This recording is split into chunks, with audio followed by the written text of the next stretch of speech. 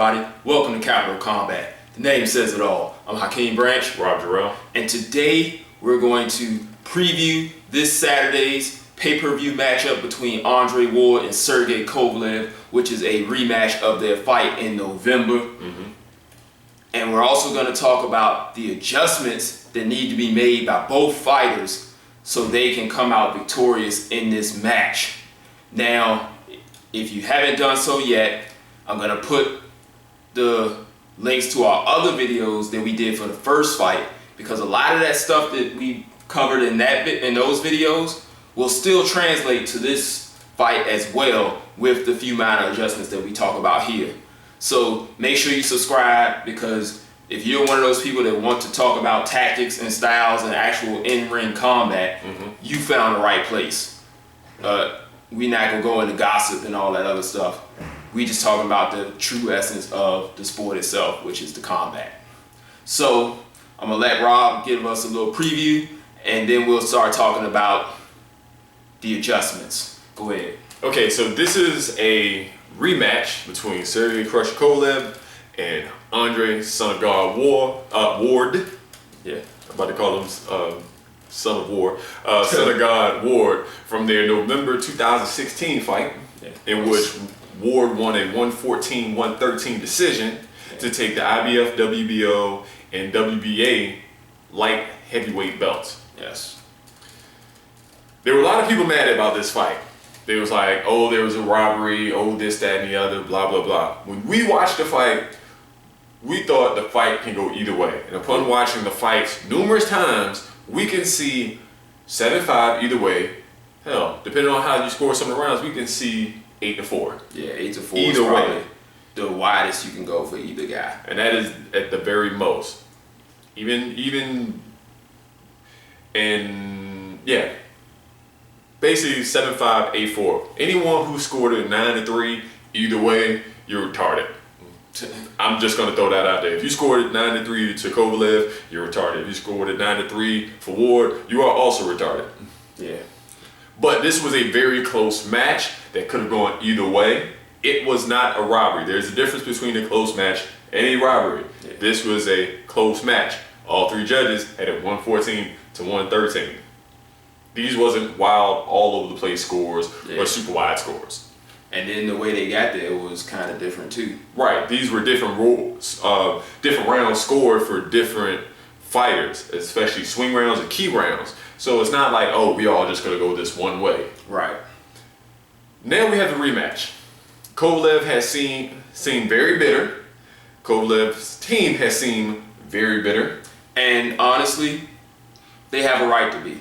I mean, like we said, that fight could have went either way, and they truly believe in their hearts that they won, and there's nothing wrong with that. They should believe that they won. When you are at that top level and you go out there and you give your all, you should feel like you won. But from a rhetoric standpoint, yeah, it's getting a little over the top. I've heard everything from so-called racist names being and epithets thrown out there to, oh, Ward knew he lost. He should have, at that time, came to the ring and handed the belt back to Kovalev. What type of retarded shit is that? Really? And it started to make me think that the bitterness, there's one thing to be bitter and be upset about the outcome. Fine, I've been mad at outcomes that have nothing to do with boxing at all. Yeah. But come on, man. Come on, really? Now, we've had some actual controversy coming out. Again, several different ones. This will more so play out as far as mental edge over gossip and all that. Just like the whole thing with the coaching, Kovalev bringing in a Russian conditioning coach into his camp. That brings for a new dynamic between him and John David Jackson. Because again, Kovalev being Russian, if he's talking to Kovalev in the corner, and then the strength and conditioning coach is also in the corner saying stuff in Russian, John David Jackson doesn't know what they're talking about. Right. Anything could be said at this point. Right. And, I mean, that was a big thing in the first fight. A lot of people saw it. Jackson made note of it post-fight. And honestly, it's probably likely to happen again. Another thing that I saw that I thought was a red flag was that John David Jackson's words post and lead up to the fight, where he's talking about, like, Sergey was being overtrained and things like that. As the head coach, you have, I would say, the second most control, because the fighter has the most control, but he should defer to you because you're getting him ready.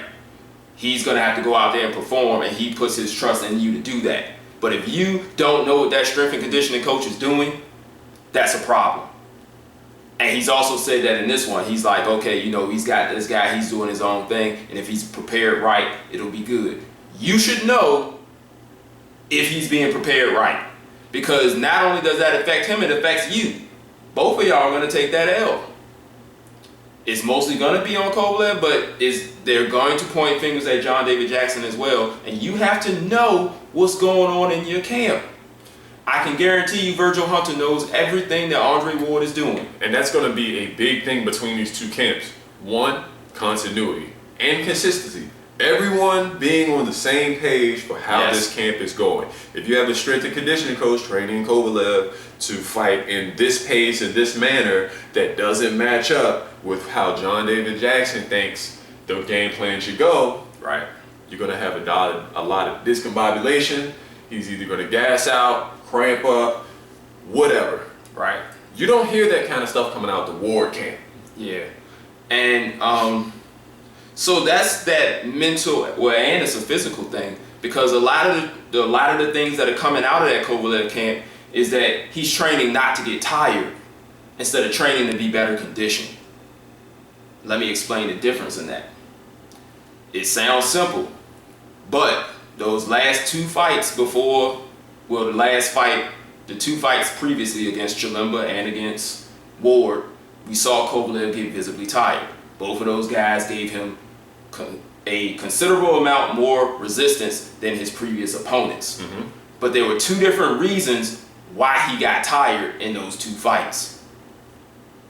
So they're ignoring the main principle is that he's getting tired, which means he needs to be better conditioned. And they're training him not to get tired. So, like, you see them hitting the mitts, you see them working on certain things, which look really good, but then they're taking a lot of breaks. And this is not one of those fights where you want to take a lot of breaks. You want to be consistent in this fight, because Ward is going to be consistent trying to get on the inside like he was in the last fight. Mm-hmm. And if you're training in spurts not to get tired and he's pushing you, guess what? You're still going to get tired. Especially with a guy like Ward, who can not only physically push you with skill and push you mentally, but also push you physically, because he's a physically strong guy. Not to say that he's stronger than Kovalev, because as we seen in the last fight, Kovalev is very physically strong. Yeah, he did a great job in that first fight for the first half, tying Ward up and not allowing him to work on the inside as much as he probably wanted to. So for this one, if he's looking to do that over a sustained amount of rounds, he would have to be training to be better conditioned, not to not get tired. Exactly. So what John David Jackson is saying is they're working more on the inside, which could work because of the power of Kovalev. And this man has such an underrated ring IQ, is not even funny. Like, he did a lot of things to take advantage of Andre Ward in the first fight. So let's get into that stuff right now. In the first fight, if you watch those preview videos we did on how each guy could win, we said Kovalev had to keep him in front of Ward. Mm-hmm. He had to make him back straight up, and he had to catch him coming in. He was able to do all three on a consistent basis, especially through the first 6 rounds. So in order to be successful in this one, he has to do that again, and he has to force Ward into making more mistakes, which he was able to do in the first fight. So he's going to have to attack Ward to make Ward back straight up into the ropes where he can land those long punches. more often. So he was able to do it occasionally in the first fight. Ward started giving him angles again. Kovalev looked a little confused. He didn't throw as much, and when he did throw, he was barely missing. So we're splitting hairs here as far as skill level, because both of these guys are actually on par with each other. And that's something that's being lost in the fanboyism that you're seeing a lot on YouTube. They're not giving the guys enough credit for their skill level that they displayed in the ring with each other. So Kovalev has to keep Ward in front of him, and he can feint Ward to get in position where he is in front of him, which is one of the reasons why he scored the knockdown. He was able to get Ward directly in front of him, and he was able to feign a jab that Ward tried to counter, but Kovalev was thinking right hand the entire time and ended up dropping him. So he has to do that more often. Feign Ward to come in and catch him while he's doing that, because Ward's going to want to come in frequently in this fight. Because if you look at his training, the little bit that we've been able to see, you can see he's working on a lot of inside moves, a lot of stutter steps, and physically he looks in much better shape than he was last time. And we didn't see much slowing down from Ward. So if he's in even better shape, that spells bad news for Kovalev, unless he can use that ring IQ that he has to catch Ward coming in or catch him going out and finish him this time. Because he did have him hurt, but Ward made adjustments and he was able to make it into those late rounds and start to do better late on in the fight. Right, and one of the tools that Hakeem noticed in the fight that we probably will see more of was the short right uppercut catching Ward coming in. Yes, that right uppercut of Kovalev, I think he landed it a good 4 times. Pretty much every time he threw it. He threw it a good 4 times and it landed every single time. He's got to use that punch more often in this fight. Especially when Ward comes in, he may want to try to jab in and go to, because there were plenty of times where Ward did grab around the waist or he came in low, and instead of working, Kovalev underhook or tied him up. Right. Or if he just shoots that short right uppercut when Ward comes in low, that should land. I'm not going to say every time, but it should land. Which brings me into Ward's adjustments. What Ward began to do later on in the fight, which is something we laid out in the How Andre Ward Can Beat Sergey Kovalev video, which is up there linked in the little cards section, is come in on angles. You come in on an angle, you take that right hand away. We talked about Ward putting his lead foot outside of Kovalev's lead foot like he likes to do against orthodox fighters. And if he comes in at that angle, he then takes away that right uppercut. And if he steps around to his right, he has the breadbasket here that he can throw left hooks into. If he lands right here in the solar plexus, in the chest area, that's going to do very well to sap Kovalev's strength very fast. And then he can loop that right hand around the ribs like he was doing in the first fight. Then on the other side, same thing. He steps wide because Kovalev likes to shift his hips and throw that strong straight left.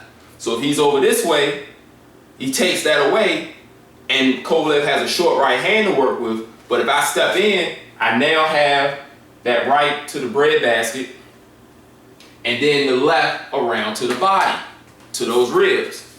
So Ward needs to stay in those angles the entire fight. And if he can do that, because he did it a lot, especially later on in the fight, especially when he started beating Kovalev with the jab, Kovalev would jab at him, Ward would be slightly out of distance at an angle, and he just returned his jab, which we talked about in those 2 preview videos. So make sure you watch those, because a lot of that stuff still applies, which is why we didn't do another physical breakdown of that fight, because a lot of that stuff is in those videos. You just have to go back and watch them. We made them available for you, so just check them out. The other thing he has to do is never back straight up. We just talked about that a few minutes ago. Kovalev was able to feint him, start throwing combos, and get him backing straight up into the ropes. He runs out of real estate, Kovalev reaches him. And considering that Kovalev gets full extension on all his punches, he doesn't abandon a punch. He wants to get full extension because he gets the maximum amount of power from having that full extension. So he wants you at the end of his fist. Right. So what Ward needs to do is to step back and then immediately around. And we said that for Kovalev as well. Kovalev didn't do a lot of backing up in this fight, but Ward would feint him into coming in, and instead of backing up, he would stand his ground and let Kovalev smother himself. So that's one of the things he can do. But then once they get in there, so Kovalev doesn't grab him, he needs to start stepping around in either direction. So that will keep Kovalev off balance as far as being able to tie him up and negate that inside work of Ward. And that way he'll start to wear Kovalev down quicker. Now, the other thing that Ward needs to do, he doesn't really throw a lot of punches, but he needs to throw that extra punch and stop letting Kovalev off the hook. There were a lot of openings on Kovalev that he could have taken that he did not take. We saw as the fight went on, Andre Ward established that jab to the body, boom. And then, once he knew he had a jab and a punch to the body, he would feint here and come up, and it would snap Kovalev's head back. But it would only be one punch at a time. Now, granted, it looked good. It was a scoring blow, right?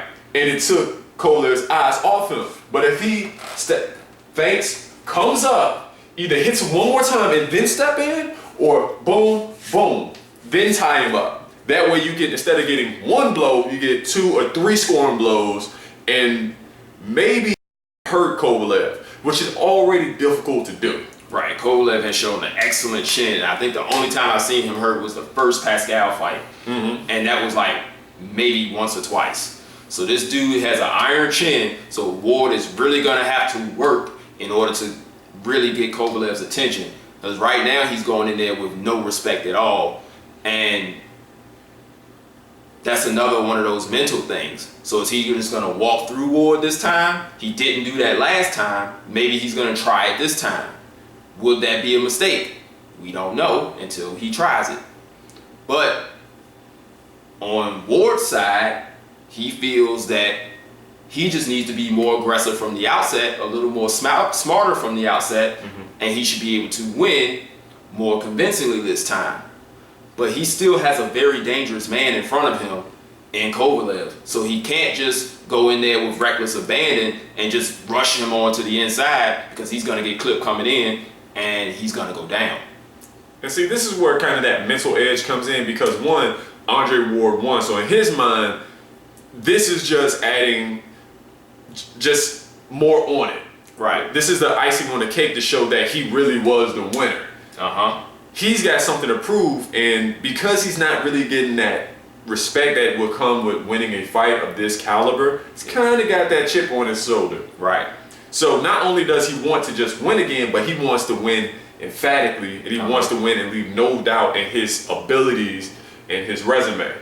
Kovalev, on the other hand, firmly believes that he has won the fight, and he also feels disrespected that he did not get the decision, and feels that everyone, including Ward's camp, thinks that he won. The problem is he going to burn himself out? If you look at the fights, especially the Chilimba fight, when he got excited or frustrated, he would load up, put everything he had into 1 or 2 punches, which tired him out. Is he going to press?